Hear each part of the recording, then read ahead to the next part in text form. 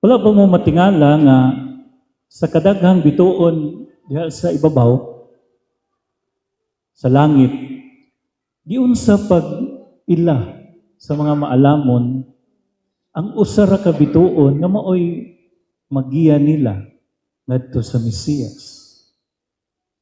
Di ba? Well, ang tubag mo nang gitawag sila maalamon. Kay ila man yung nahibaw-an. Actually, maunay message sa niya ang decoration usab karon. Gani mga bituon ba nga anak mo na, no? Anak dire. Pero kana silang tanan nagpunting ngadto kang Jesus. Kung wala po antay cross, ato man ang butangan ng bituon sa ibabaw. Pero naa may cross. So diya lang sa cross. Pero ilang na ilang mga igsuon kay ilang gigamit ang ilang expertise. Ang ilang katakos, kung unsay naa nila ba, ilang gigamit sa pag-identify sa sakto nga bituon nga maoy mugian nila. Gigamit nila ang tanan nga naa nila. Nya andam sila mibiya sa ilang comfort, sa ilang naandan nga kinabuhi, ilang gibiyaan, og mirisko sila sa kamingawan kay nag-journey man to sila, nagsunod sa bituon. Hangtod nga miabot sila sa Israel.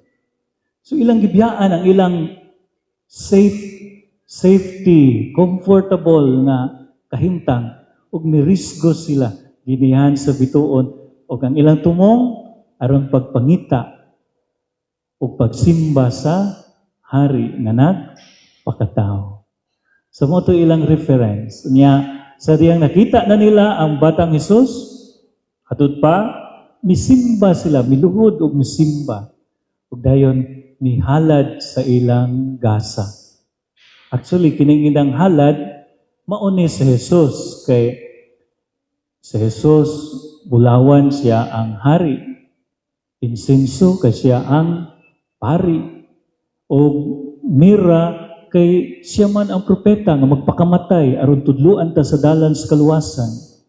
Aron maangko nato ang kaluwasan kay katong pahumot man na sa minatay kanang mira. So naglarawan siya kang Hesus.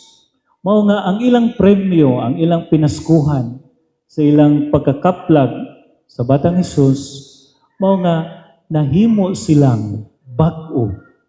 Nahimong lahi ang ilang dalan sa kinabuhi sa diyang nahimamat nila sa Hesus.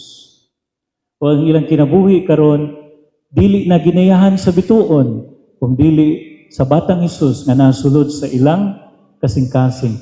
Ug nahimo silang unang magsasangyaw sa Ebanghelyo, mahitungod sa Mesiyas. Unsa may ato makatunan mga igsoon, giunsa ninyo paggamit ang tanang kaayuhan, mga abilidad, kapasidad, nga naas gihatag sa Ginoo ninyo. Giunsa ninyo paggamit. Aron di mo magmahay sama sa tulog sa mga maalamon, gamitan ni tanan sa pagkitagbo kang Jesus. Gamitan ning tanan na mahimo kang magsasangyaw, tigpaambit ni Jesus.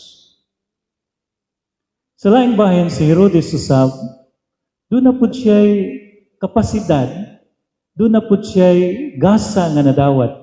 Nahimo siyang piniyalan sa Israel, isip hari. Kaya di man siya tinuod na hari, muraramin siya gi-appoint sa Roman authority. Apan subo, kay iya makining giisip na iyaha, ug andam niyang gamiton ang tanan para ma-preserve ang iyang kaugalingon, ang iyang status, isip hari.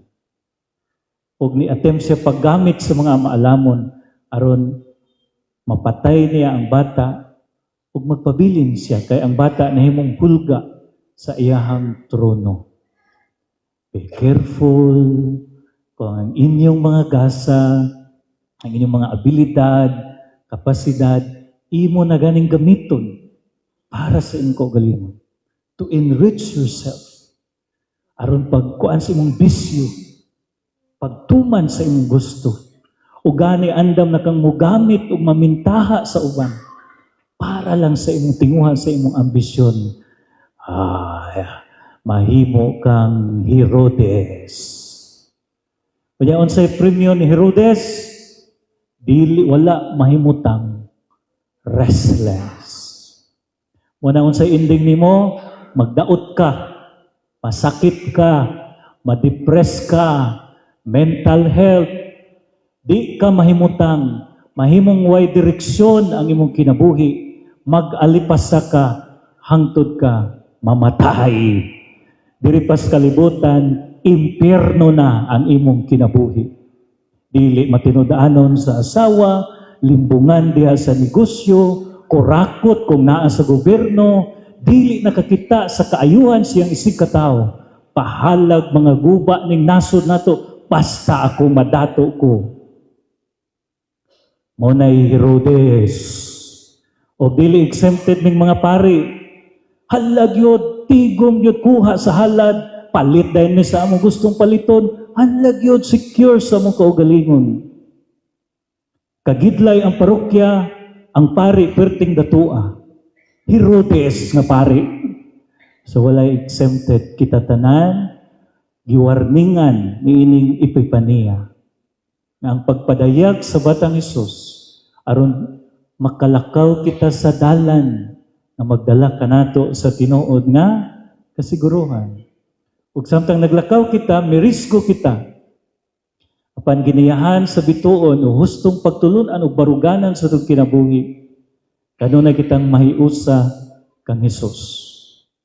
Muna mga igsuon, hinaot nga nining tuig 2026, human nato mahinagbo ang Batang Hesus, siyam kagabi, siyam kakadlawon, niya na malandong ta siyang pagkatao sa pagkainahan ni Maria atong ehemplo, San Jose, San Juan Bautista, Zacarias, ni Isabel. Hinaot nga kita usab, human magyahan ining mao mga bituon ngadto sa Batang Hesus, we will become stars ourselves. Ang bituon dili manguhag atensyon para sa kaugalingon. No, fake stars. Ang tinuod nga bituon, tad-on, kuhaon ang atensyon sa mga tao. Pinaagi sa imong kaayo o pagsaksi sa imong pagtuo, aron sila makaila, makahinagbo kang Kristo. Amen.